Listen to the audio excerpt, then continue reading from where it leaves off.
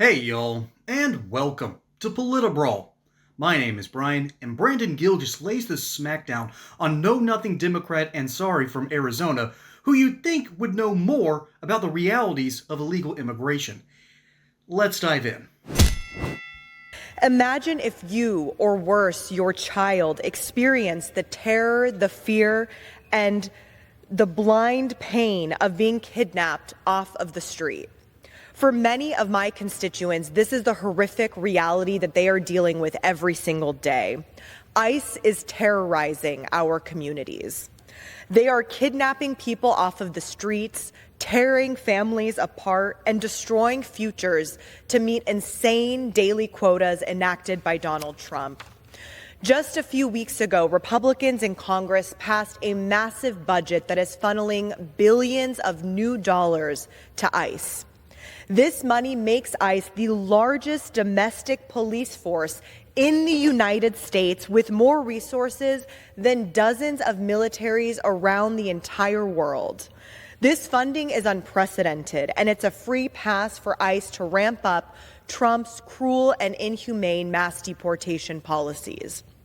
They are already building concentration camps in Florida, where they are threatening to lock up legal immigrants and Latinos from across the country.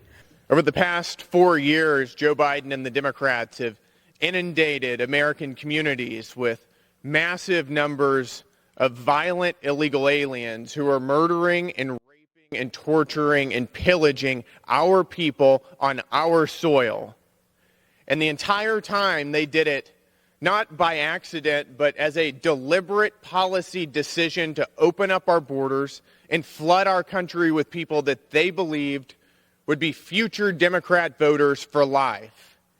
It was also, we have to remember, a part of a policy that was done with the approbation of a cheap labor lobby who wanted to import millions of people who would act as a virtual new serf class of laborers to reduce American working class wages in this country. The consequences of this were absolutely catastrophic for the American people. Almost 15 million illegal aliens, perhaps more, depending on what estimates we use, have come into this country. Thankfully, this nightmare is finally over because we have a president who actually cares about the American people. We have a president who doesn't make excuses, a president who doesn't tell us lies like the executive needs to rely on new laws to enforce our border, a president who actually just gets the job done. His border enforcement efforts have caused known gotaways to fall by 93%, with an average of just 132 a day right now. And even as this nightmare in our country is finally coming to a close, we've got colleagues on the other side of the aisle right now who are facilitating this invasion as best they can and going back to their districts and helping protect illegal aliens who have no business being here in the first place and teaching them how to evade ICE detection. Absolutely disgusting, Mr. Speaker. We have got to codify President Trump's border policies into law so that we cannot let the other side of the aisle unleash the same kind of hell on our country that they did over the past 4 years. We've got to codify every single executive order, including his Remain in Mexico policy. I've got a bill, the Remain in Mexico Act, that would do precisely that. We've got over 100 co-sponsors. Mr. Speaker, I think we need to bring this bill to the floor. This is what the American people want. This is what the president wants. And I think we need to act fast. So with that, I yield back, and thank you guys very much. Y'all, I am not falling for these sob stories. And Brandon Gill outlines exactly the basic arguments as to why we need to let a lot of these people go back home. We were called crazy when we were telling people that Venezuela had opened up their prisons and told their people, go to America. We were called crazy when we heard those rumors and said, that sounds like something Venezuela would do. We were called crazy when Tren de Aragua members, which have direct ties to the Venezuelan government, we started saying, hey, looks like they're trying to do work for Nicolas Maduro down south of the border. Guess what? We were right. So when we keep telling you that, hey, there's potential sleeper cells here in the United States because of the open border, we will likely be proven right. The mainstream media instead will focus on these ridiculous, annoying sob stories of people who have crossed the border illegally, and instead of being a little bit more, truthful in the matter and talking about the insipidness and the insanity of Democrats who just refuse to understand there is slave labor going on in the United States, and it's because of the cartels. Hey, y'all. We all saw what Big Pharma did in 2020. Whether you are proactive about your health or you just want to feel your best, you need to check out the wellness company's 3-in-1 Ultimate Spike Detox. Crafted with 100% natural ingredients, it is specifically designed to help your body clear harmful spike proteins, reduce inflammation, and produce better heart health. Don't wait until symptoms strike. Experience the only formula used and approved by Dr. McCullough, a freedom-fighting doctor who risked it all. Support your immune system and overall health by going to twc.health/brawl and use promo code BRAWL for 10% off plus free shipping. We need to get this problem under control. We need the fentanyl problem under control. We need a stronger border wall, and guess what? That's what the big, beautiful bill did. ICE's currently annual budget is around $10 billion. Under the version of the bill that passed the Senate, the agency would receive an infusion of more than $100 billion through 2029, $45 billion for detention facilities, $46 billion for border wall operations in the U.S.-Mexico border, and $14 billion for deportation operations. That is how much money is needed to start securing our border and to some degree, securing our future.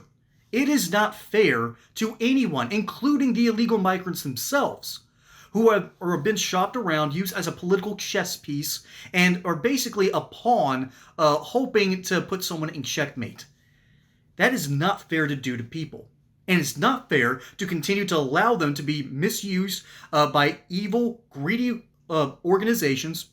Not just the cartels, mind you. The people who hired them, and we hear the stories of children, illegal immigrant children with numbers tattooed on them so their handlers know where to pick them up, working in slaughterhouses. Okay, that's kind of a problem, ladies and gentlemen. That is a huge problem. That's not fair to the workers. That's certainly not fair to those kids. And yet Ansari is out here screaming about potential kidnappings? No. Brandon Gill laid out the argument as pretty plainly as he possibly can. And the whole idea that we need detention facilities, yeah, we need a place to process these people. It's an ugly business. It's not fun to look at. As someone who has visited Auschwitz and Sachsenhausen, I've seen where things can go wrong. But I'm not worried about that.